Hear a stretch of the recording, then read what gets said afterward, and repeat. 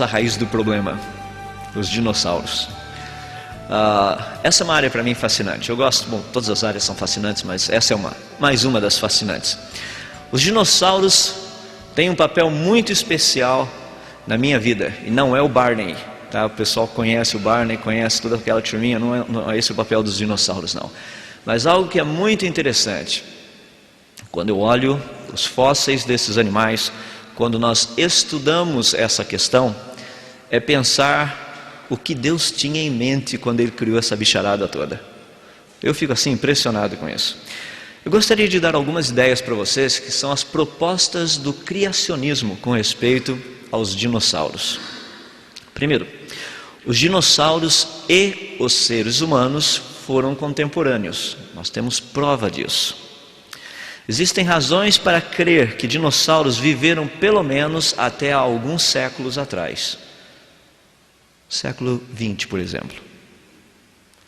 O desaparecimento ou o não conhecimento de nenhum dinossauro vivo hoje pode ter sido devido a mudanças climáticas e ambientais pós-dilúvio, ou seja, com essas mudanças o tempo foi passando, houve uma dificuldade maior desses animais existirem na diversidade que nós conhecíamos pré-diluviana, através do registro fóssil. Vamos dar uma olhadinha a respeito. Primeiro, a palavra dinossauro é uma palavra recente. Ela foi criada no ano de 1841 pelo Sir Richard Owen. Ele juntou duas palavras gregas, deinos e sauros, para montar a palavra que hoje nós conhecemos como sendo dinossauro. Daí a razão pela qual você não acha a palavra dinossauro na Bíblia. É uma palavra nova. Procura, por exemplo, no dicionário Aurélio de uns 20 anos atrás, procure pela palavra deletar. Não existe. Isso é uma terminologia nova, foi criada agora, é recente. Na época que eu fiz colégio técnico, ensino médio, o pessoal chegava e falava assim, quando você for lá no laboratório, pega um monitor e traz aqui para a gente poder dar uma olhadinha nele. Você ia lá no laboratório, você trazia o monitor era um cara, o cara que olhava, cuidava do laboratório. Hoje você pede para trazer o monitor, o que você traz? Você traz aquele negócio ali, você não traz um cara. Mudou o conceito.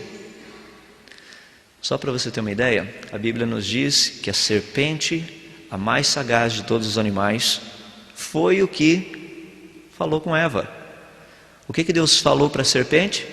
Que dali para frente ela iria rastejar sobre a sua barriga. Então ela não rastejava antes. Não é interessante?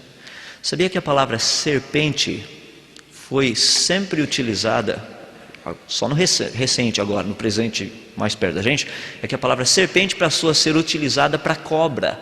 A palavra serpente, ela era utilizada para répteis, cobras e tudo mais. Lagarto, lagartixa era uma serpente. Uma cobra, uma víbora, uma cascavel, era uma serpente. Todo esse negócio recebia o nome de serpente. Então muitos do que nós estudamos na história, quando o pessoal está falando de serpente, às vezes a gente chega e fala, não, mas isso aí era uma cobra. Não.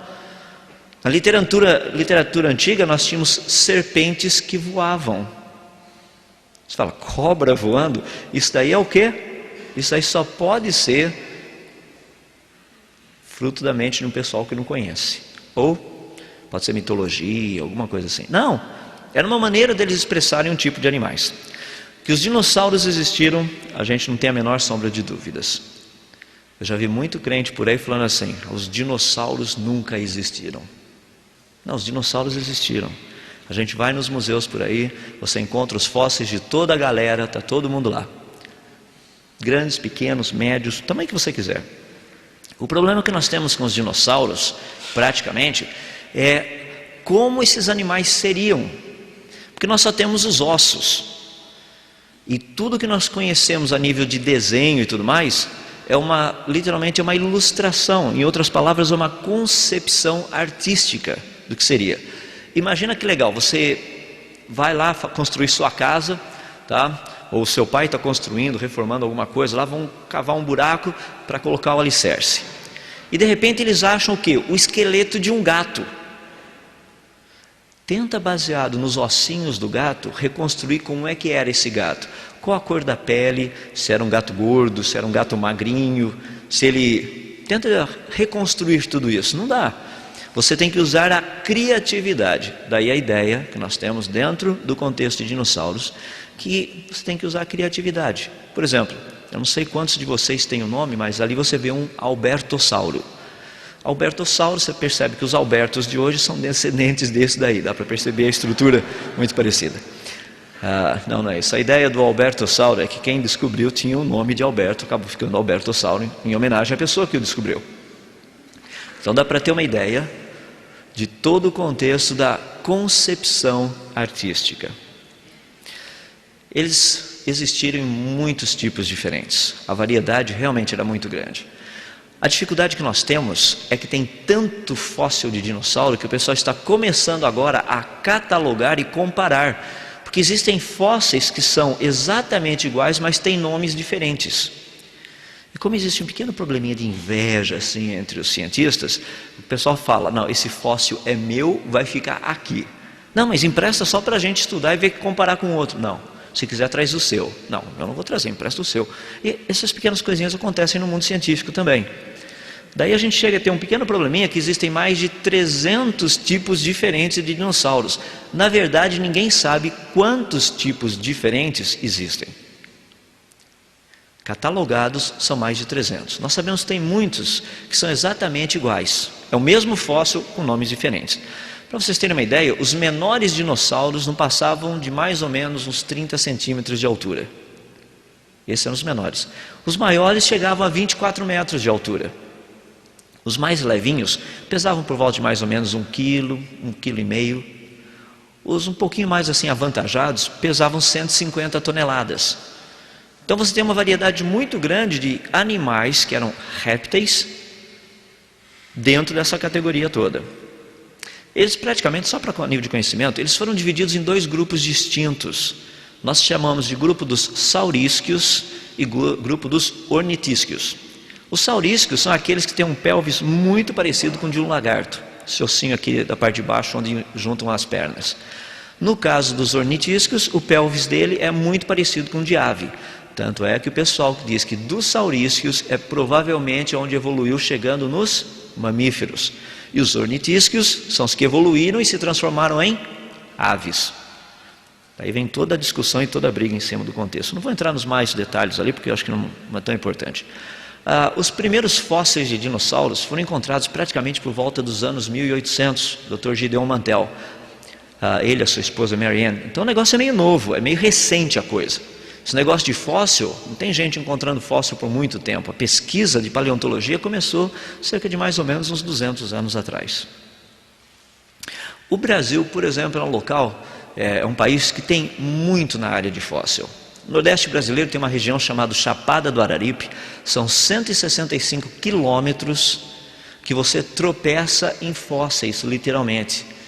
Eu estive lá há pouco tempo atrás e tem um rapaz que mora na região, ele trouxe uma caixa de pedrinhas lá, falou assim, isso é lá na fazenda do meu avô, a gente vai arando assim, tem pedra, você olha assim, você pega uma pedrinha, vira de lado, você vê certinho que tem um fóssil dentro dela, é só quebrar, tem um fóssil lá dentro. O que é interessante é que em todo o Nordeste brasileiro não tem um curso universitário de paleontologia. Dá para perceber a grandeza da mediocridade dos nossos líderes. Como é que pode uma coisa dessa?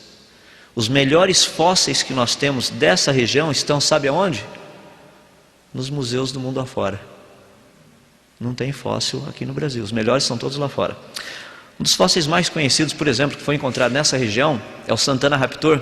É um fóssil muito interessante, porque é raro você encontrar esse tipo de material fossilizado. Por exemplo, pele do animal, que é o que contém isso aí, vasos sanguíneos, que isso aí também contém, um pouco de músculo, tudo isso aí está no fóssil, e um pedacinho do osso. E essa ideia do Santana Raptor foi um negócio muito interessante, porque quase ninguém conhece aqui no Brasil sobre esse fóssil especificamente, Santana Raptor Placidus. Dá para perceber, falaram até que ele nasceu no Ceará. Eu não sei se tem alguma coincidência a nível do jeitão dele, a parte superior principalmente, vocês dêem uma olhadinha e depois tirem suas próprias conclusões. Fóssil brasileiro. Não é interessante isso? Eu fico assim tão impressionado em ver que todo esse tipo de coisa está aqui para a gente poder trabalhar. Deixa eu dar uma ideia para vocês dos maiores e dos menores, só a nível de curiosidade. Os maiores dinossauros que já foram encontrados por aí, de acordo com a dívida do país, tem o argentinossauro, esses são os maiores. Foi encontrado na Argentina, aproximadamente 24 metros de altura, 40 metros de comprimento. O negócio é imenso. Não foi encontrado inteiro, foram encontrados vários ossos, juntando todo o pedaço, seria mais ou menos esse o tamanho do rapaz. Dos que voavam, o maior deles, chamado Quetzalcoatlus, ele tem praticamente 13 metros de envergadura. Pensou que legal? Você coloca o bicho aqui dentro, daí seria um hangar para pousar o negócio, estaria parado aqui dentro secando de toda essa chuva que teve esses dias. Era imenso o bicho, a gente podia até usar como asa delta, imagina só, 13 metros de envergadura, dá para viajar tranquilo. O único problema é que parece que ele era carnívoro.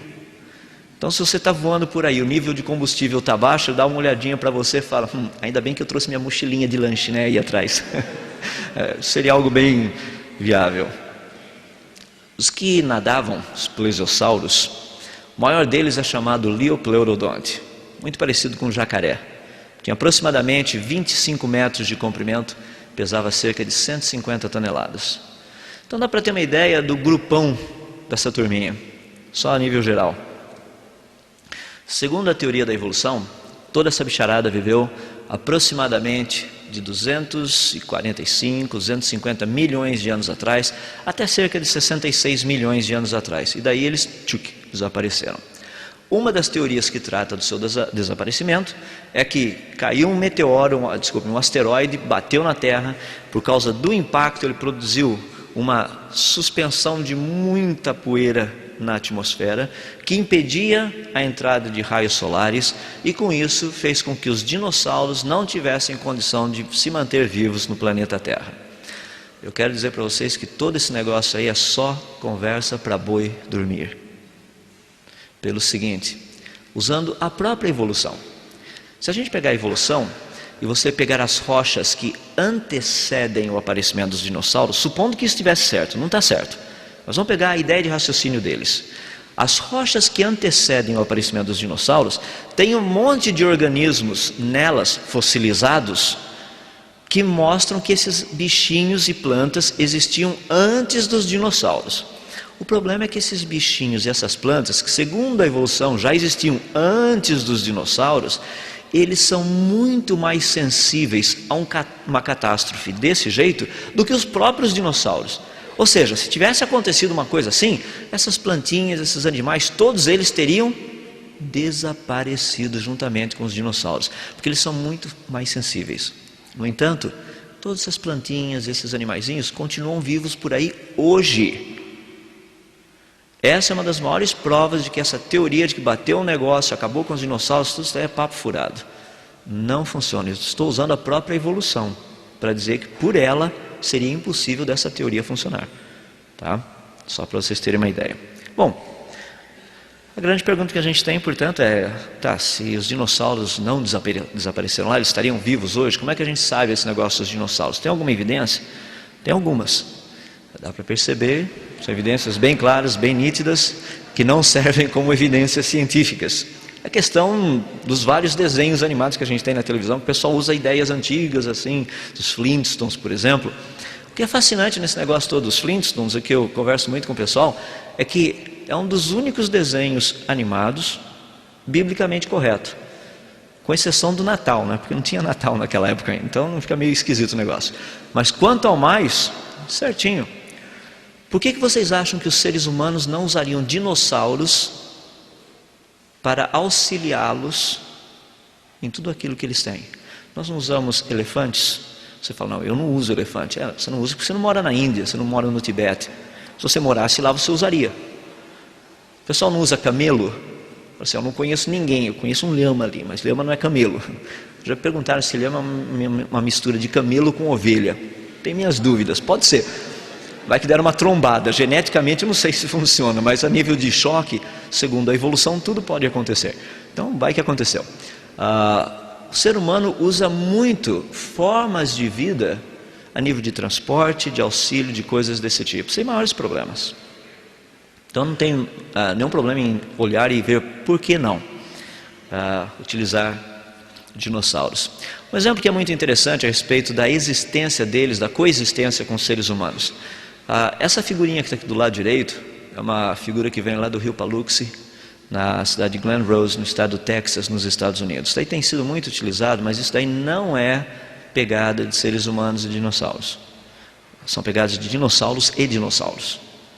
Existem outros lugares do planeta, 7 deles, eu apenas estou mencionando 2 deles, que mencionam e tratam especificamente de pegadas de seres humanos e dinossauros. Tem alguns lugares que você tem mais de 200 metros de pegadas de seres humanos e dinossauros na mesma rocha. Agora, a ideia é mais ou menos assim. Imagina que seu pai está cimentando lá a calçada.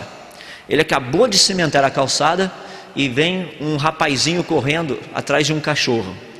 O menino não passa na calçada, mas o cachorro passa. Tic, tic, tic, tic. Faz o quê? Deixam as pegadas, o cachorro deixa as pegadas ali em cima, porque o cimento ainda está úmido, não está seco.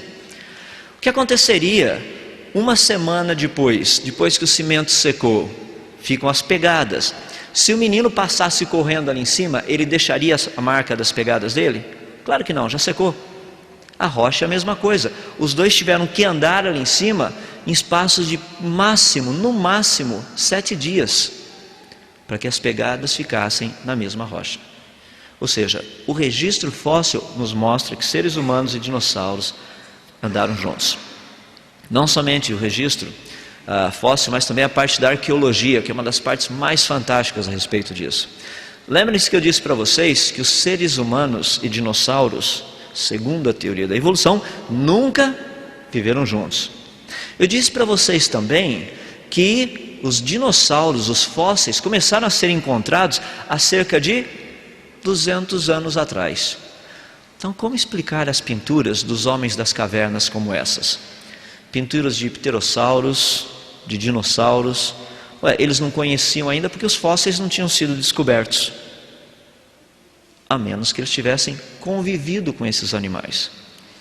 Um dos mais interessantes, eu tenho trabalhado muito nisso, porque o grupo é muito grande. Isso aqui são algumas pedrinhas dos Incas no Peru. O povo Inca tinha o hábito de fazer desenhos em pedras, como se fossem fotografias, contando algumas cenas da pessoa que morreu. Então eles colocavam essas pedrinhas. Por exemplo, aqui você tem uma delas. No cantinho ali embaixo você tem a pedrinha, lá em cima, luz polarizada para você ter uma ideia da pintura, e no cantinho lá em cima, o animal. O que estaria fazendo um Inca há 600 anos atrás, usando um tricerátopo como tanque de guerra? A datação da tinta dessa rocha mostra que esse negócio foi pintado não mais do que 600 anos atrás. Ou seja, quando Pedro Álvares Cabral estava aqui no Brasil, os Incas já estavam fazendo suas guerras usando tricerátomos por aqui. Mas tricerátopo? Isso é do registro fóssil. Isso é coisa de milhões e milhões de anos atrás. Afinal de contas, seres humanos e... Isso outro foi muito interessante. Acho que deve ter sido a última cena do coitado do rapaz aí. Ali embaixo você tem a pedrinha, lá no meio luz polarizada, e lá em cima o animal. Dá para perceber 2 deles e um cara no meio com uma faquinha assim, lutando, tentando matar o quê? Um Tyrannosaurus Rex. 2 deles. Um do lado esquerdo, o outro do lado direito. Agora, Tyrannosaurus Rex, essa pedrinha, por exemplo, datação da tinta dela, não mais do que 800 anos. Tyrannosaurus Rex aqui na América do Sul? De onde esses caras tiraram a ideia desses animais? Da mitologia? Do registro fóssil que eles ainda não conheciam? Não, eles tiraram da onde estava o animal. Eles viram o animal. Existem toneladas dessas pedrinhas descrevendo animais que hoje nós conhecemos. Isso aí vem da cultura Copichuara, é um grupinho que tem lá no México. Olha os animaizinhos que eles têm. Falei o nome errado, é chupicuaro. De vez em quando a gente troca, faz uns trocadilhos. Olha toda essa bicharada. Um dos mais interessantes dessa cultura, desses desenhos todos, é esse rapazinho aqui do cantinho de baixo, do lado direito inferior que vocês estão vendo. Daqui a pouquinho eu vou falar um pouquinho, daqui a pouco eu vou falar sobre esse rapazinho aí do canto. Olha bem a estrutura dele, olha a cauda, pezinho, olha asinhas em cima dele, negocinho muito interessante. Nós já achamos fóssil exatamente igual a esse bicho aí. Tem muitos outros povos que têm desenhos que fazem parte da sua estrutura de animais pré-históricos. Aqui na América do Sul está cheio deles, povo Nazca, tem vários. Os maias têm, os astecas têm, não é um negócio assim diferente. Os próprios índios americanos também têm como parte das suas lendas grandes répteis voadores. Interessante, né? A cauda parecia uma flecha, uma lança. Os egípcios também têm todo esse negócio, essas lendas. Agora, será que realmente eram lendas? O que nós ficamos impressionados é que, tanto em culturas chamadas civilizadas como nas não civilizadas, ou seja, gente muito assim rústica, nós encontramos as mesmas coisas. Por exemplo, isso aqui é do povo Kukuyelandi, lá na Austrália. Ali você tem os desenhinhos do pessoal em volta e olha o bicho no meio. Aquilo é um plesiosauro. Só que esse negócio foi pintado há cerca de 100 anos antes dos ingleses terem chegado na Austrália.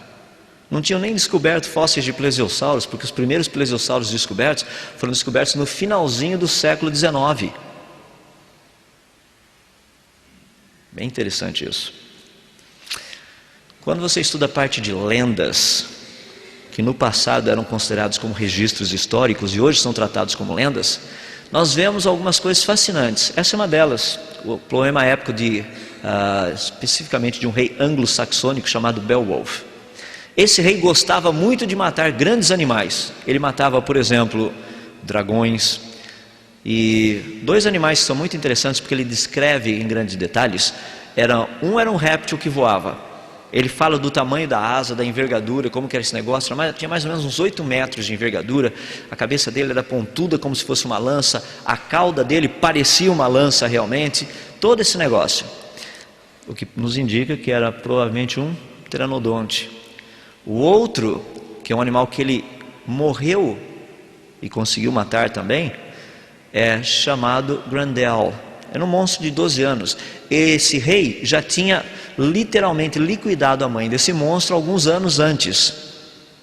Porque esses monstros viviam apavorando toda a região onde ele morava. Então o rei foi lá e resolveu dar cabo de todos eles, matá-los. Agora, quando você pega a descrição desse monstro nos detalhes, esse monstro Grendel, que era na época conhecido como Muthibona, aquele que mata com a boca ou com as mandíbulas, ele diz que era um tipo assim de um réptil grande, cerca de aproximadamente 6 a 8 metros de altura. A sua estrutura era praticamente quase que impermeável aos golpes de espada. Ele tinha 2 patas pequenas superiores que pareciam com mãos humanas. Das 2 patas traseiras permitiam que ele ficasse em pé, como se fosse um animal bípede, ou seja, um ser humano.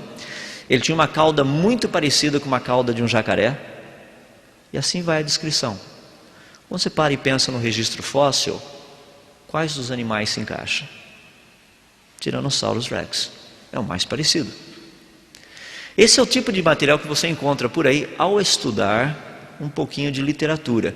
Hoje essa literatura é considerada não como história, mas como mitologia, porque todos sabem que esses animais nunca existiram. É interessante isso? Quem determina o que é mitologia e o que é história?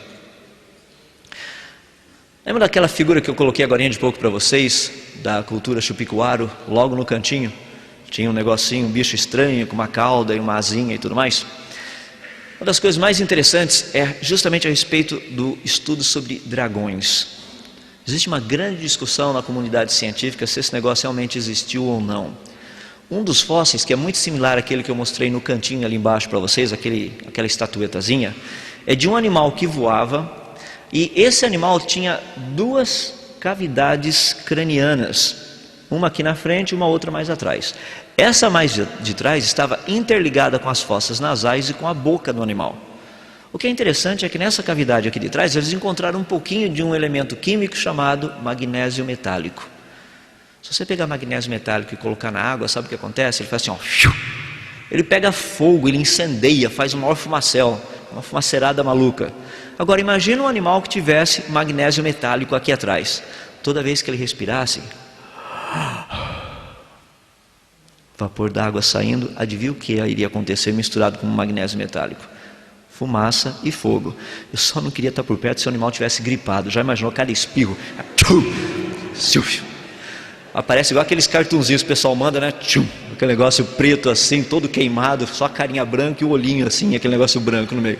Seria algo mais ou menos desse jeito. O problema é que dos 3 fósseis, apenas um deles foi encontrado essa quantidade pequena, muito pequena de magnésio metálico. Não daria para a gente dizer que isso é do animal, mas sem dúvida é muito sugestivo. Afinal de contas, talvez o dragão não tenha sido só um animal da mitologia. Muita gente pergunta a respeito de uns animais meio estranhos que tem no planeta hoje. Por exemplo, o dragão de Komodo, as iguanas das Ilhas Galápagos, toda essa bicharada que é coisa muito estranha realmente. Esse negócio é estranho. Perguntaram para mim se eles são descendentes dos dinossauros. Falei, são répteis. Provavelmente tem alguma ligação. A pergunta mais estranha que eu já recebi, eu realmente parei para pensar, é se lagartixa é descendente de dinossauro. Eu falei, tem uma certa similaridade, né? Deve ser Eu acho que lagartixa foi uma experiência feita por japoneses com jacaré. Você já viu que eles pegam aquelas plantinhas, né, plantonas, e fazem umas plantinhas pequenininhas. Pegaram um jacarezão, fizeram um jacarezinho. Foi que o cara queria levar junto com ele assim, uma lagartixinha. Daí o negócio esparramou pelo mundo afora. Brincadeira, tá? Não vai falar para ele. Tem um cientista que diz que lagartixa veio de jacaré, entende? Ele, por favor, cuidem da minha reputação nesse sentido. Tem muita coisa que tem saído por aí a nível de informação. O pessoal tem questionado muito, eu também questiono. Por exemplo, as fotos do monstro do Lago Ness, fotos do monstro do Lago Champlain, que são fotos possivelmente de animais, mas ninguém encontrou nada por ali até agora. Então não dá para a gente questionar. Tem outras coisas que são fascinantes. No ano de 1925, na praia de Moore, lá nos Estados Unidos, encontraram esse negócio na praia. Uma cabeça com 6 metros de pescoço. O que foi fascinante a respeito disso é que essas 2 fotos, saíram num jornal americano da época, que era um jornal conceituado, não era tabloide. Eles não estavam querendo vender jornal. Um jornal sério. O que é mais fascinante é que de todos os fascículos guardados desse jornal, o único que desapareceu tinha sido esse. O que é mais fascinante é que as fotos originais nunca foram encontradas. Mas há cerca de mais ou menos 10 anos atrás, uma família, tomando conta de um pai o pai faleceu, os filhos foram lá para cuidar das coisas do pai, encontraram 5 jornais da época guardados para repor aqueles que estavam faltando. Fascinante certas coisas, como tem certas coisas que desaparecem por aí, não? Por que será que teria desaparecido? Eu fico questionando. Se fosse um jornaleco, que tem jornaleco, igual aquele que eu mostrei para vocês lá do gigante, eu vi há pouco tempo atrás, isso é bem feitinho com Photoshop, tinha um nenê com uma fralda mais ou menos desse tamanho, título, mãe esquece de trocar a fralda do filho por 7 dias. Nojento, né? Aquele negócio imenso assim. Agora, não é esse o tipo de jornal. Outro que é interessante, ano de 1977, um barco pesqueiro pertinho da Nova Zelândia pescou esse negócio, junto com a carga. Ele havia morrido cerca de mais ou menos por volta de 20 a 30 dias por causa do estado de decomposição. Ele tinha cerca de 10 metros de comprimento. Um biólogo japonês que se encontrava no barco tirou 5 fotos desse negócio, cortou um pedaço, levou para fazer pesquisa sobre ele.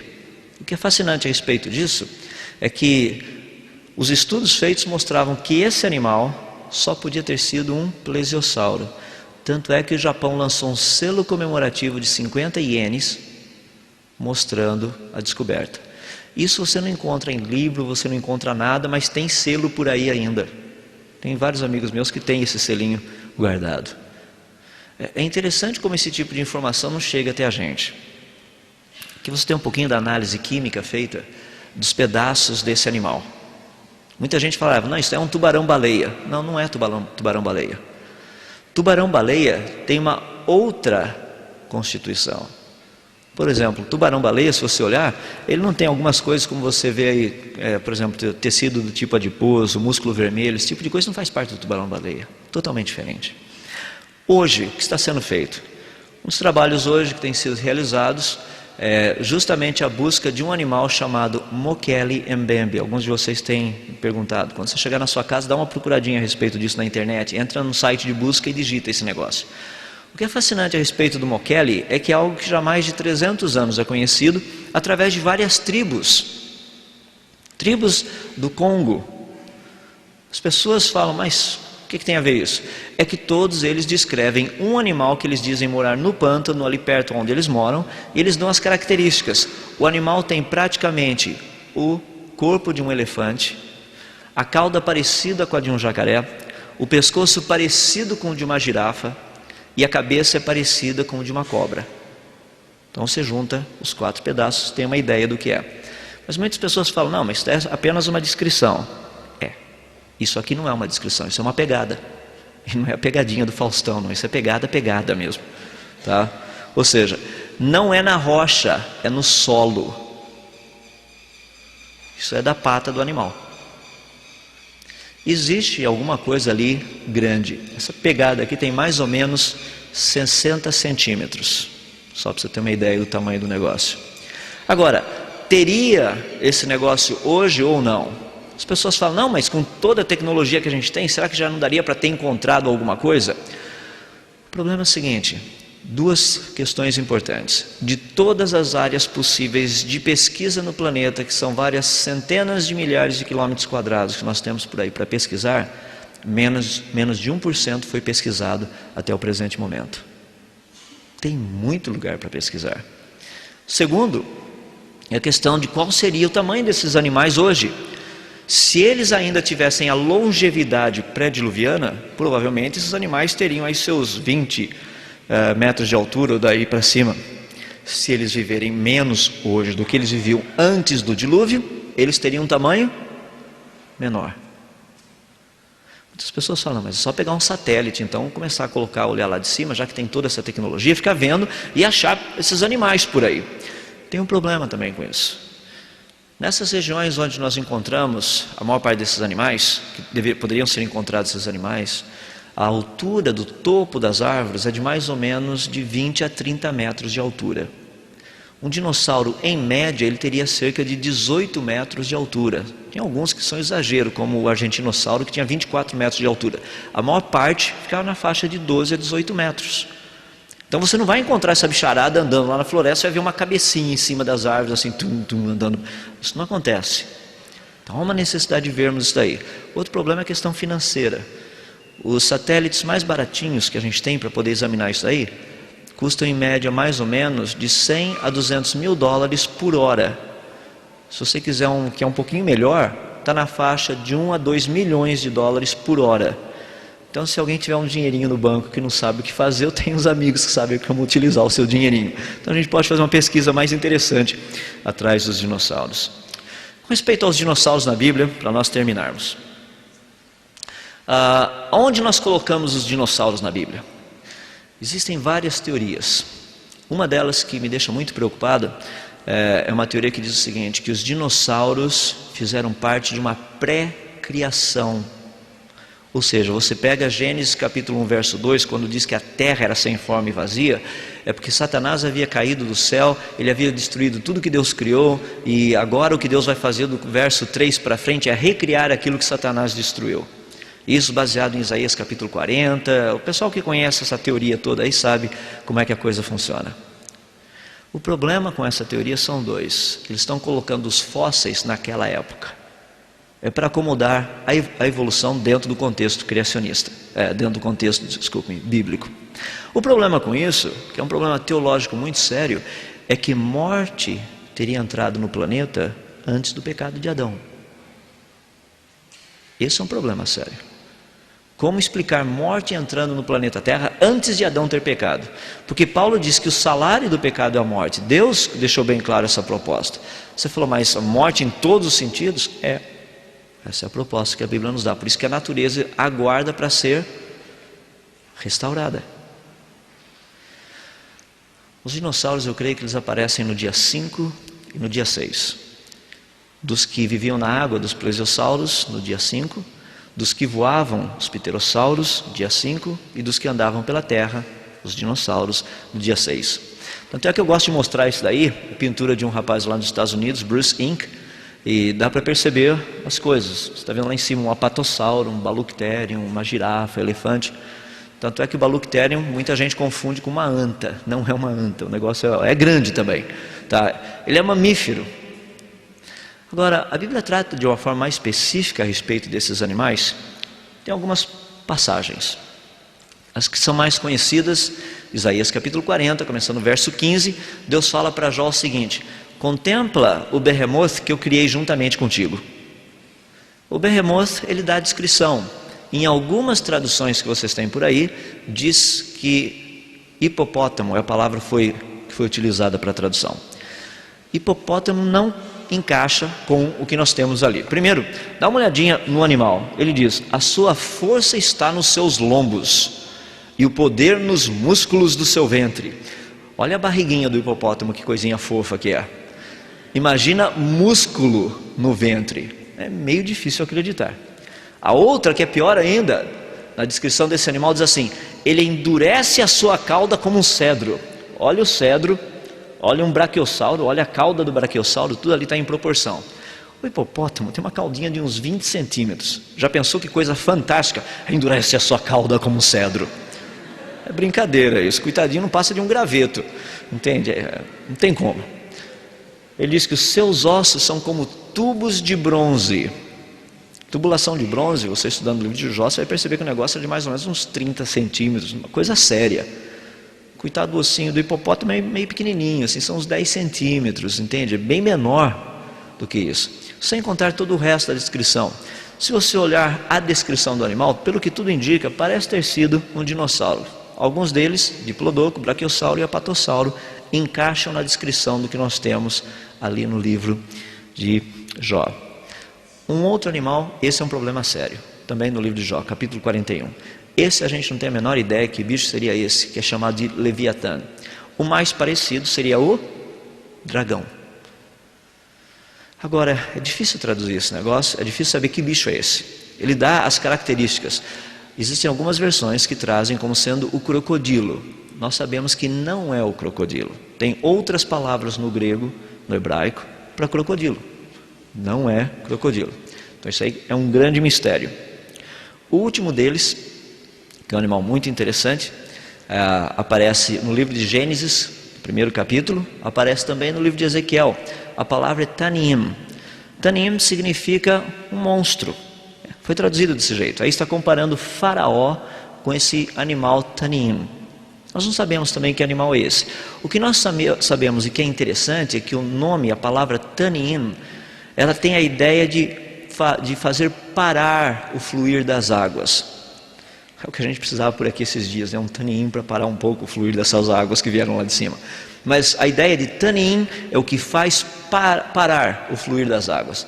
O que é interessante nisso daí, é só a nível de curiosidade, é que a Bíblia compara Faraó com esse animal Tanim.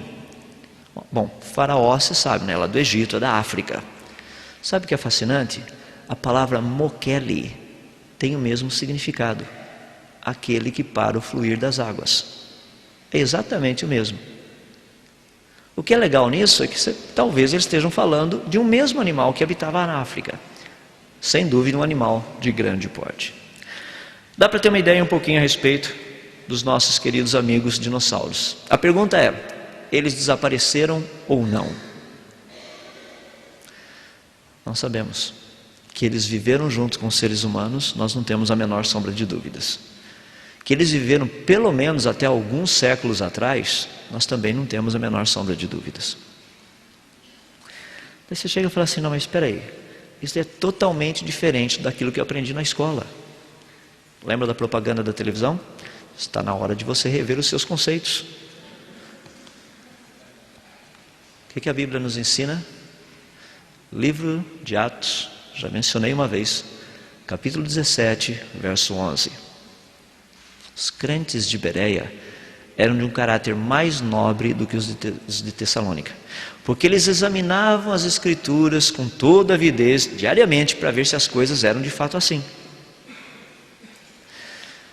Meu último desafio que eu gostaria de deixar para vocês, sei que tem muita gente aqui que estuda, muita gente está querendo estudar, tem muita gente que vai estudar, tem muita gente que vai desistir de estudar depois de tudo isso, mas o que eu gostaria de deixar para vocês é o seguinte: procurem ser críticos com a ciência do jeito que vocês são com a Bíblia e com outras coisas.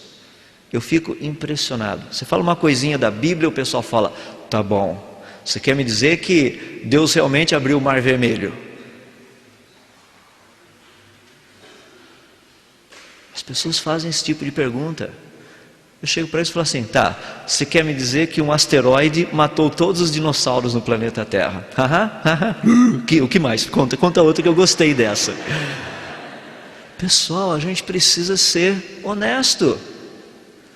Não, que isso? Dizer que o homem está na Terra há 6.000 anos? Que coisa ridícula.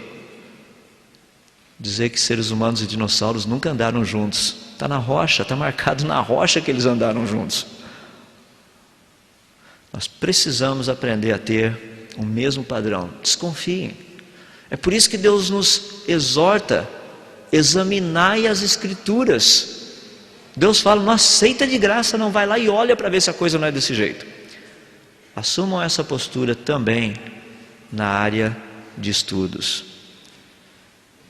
Vocês vão ver que coisa interessante. Vão atrás, procurem saber. Vocês vão perceber que tem muita coisa legal aí para ser descoberta, para ser estudada, para ser aprendido. Tem sido para mim um privilégio muito grande estar com vocês.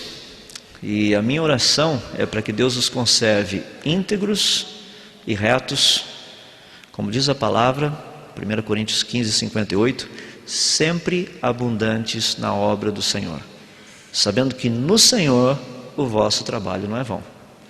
Lembra que um dia a gente vai ter que prestar contas de tudo aquilo que nós fizemos, pensamos e tudo mais ao Senhor Jesus. Já pensou que legal você e seu professor de biologia no céu? Você fala, mas meu professor de biologia é ateu. Ótimo, no dia do julgamento então. Estão os dois lá. Você chega para o teu professor e fala, eu te disse, eu te avisei, né? Você não quis acreditar? Eu te falei, agora ó, vai queimar legal ainda, você vai ver só. Tem coisas assim que a gente precisa aprender. Vamos ser sempre abundantes na obra do Senhor. Não tenham vergonha do Evangelho, não tenham vergonha daquilo que vocês creem, não tenham vergonha das Escrituras. Há necessidade, há uma grande necessidade de nós nos depararmos e colocarmos diante desse mundo, mostrando em quem nós temos crido, mas com sabedoria. Procurem estudar, procurem conhecer. Meu último aviso é o que Paulo fez. Paulo disse o seguinte para o pessoal dele: por favor, me tragam os livros, eu preciso deles. Comprem livros, leiam, aprendam a ler, adquiram o hábito de ler. Se nada mais, coloca isso como um alvo na sua vida, ler. Vamos orar. Senhor nosso Deus, quando nós contemplamos a beleza da Tua criação, a grandeza da Tua sabedoria, que fez todas essas coisas tão fascinantes, dos pequenos quarks até os grandes supergrupos de galáxias que nós vemos nesse universo, de uma simples ameba até a beleza da complexidade do ser humano. Realmente aquilo que a Tua palavra diz, quão maravilhosas, quão magníficas são as Tuas obras em toda a terra. Nós realmente só ficamos impressionados de ver a beleza, a diversidade, a maravilha da Tua criação. E sem a menor sombra de dúvidas, ficamos assim impressionados com a grandeza do Teu poder, com a excelência da Tua sabedoria. E pensando nessas coisas, nós nos sentimos tão pequenos, assim praticamente como 1 milhão de zeros à esquerda, comparado com quem o Senhor é. Não existe nem termos de comparação.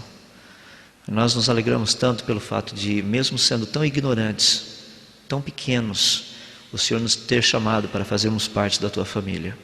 Muito obrigado porque o Senhor não se envergonha de nos chamar de filhos, mesmo sendo tão ignorantes como nós somos. Assim, com tanta falta de conhecimento, com tanta falta de capacidade. Pedimos para que o Senhor nos perdoe as vezes que temos tido vergonha de sermos associados ao Senhor, quando as pessoas perguntam se somos crentes, se somos isso, se somos aquilo. Ajuda-nos, ó Deus, a correspondermos a esse amor tão grande que o Senhor demonstrou para conosco, de não ter tido vergonha em nos colocar na tua família. Auxilia-nos, ó Deus, nós precisamos da tua ajuda para que possamos ser, na verdade, pessoas que sem temor falam de ti para essa sociedade tão pobre, tão triste, tão miserável, que vive cheia de pecado, achando que estão por cima de tudo, quando na verdade estão por baixo de tudo. Ajuda-nos a termos coragem para ministrarmos a esse mundo. E dá-nos, ó Deus, a capacidade, como já oramos no início hoje, de reter essa informação, que ela possa produzir fruto nas nossas vidas e que possamos viver assim, para o louvor da tua glória. Assim nós oramos, pedindo todas essas coisas e o fazemos humildemente no nome de Jesus.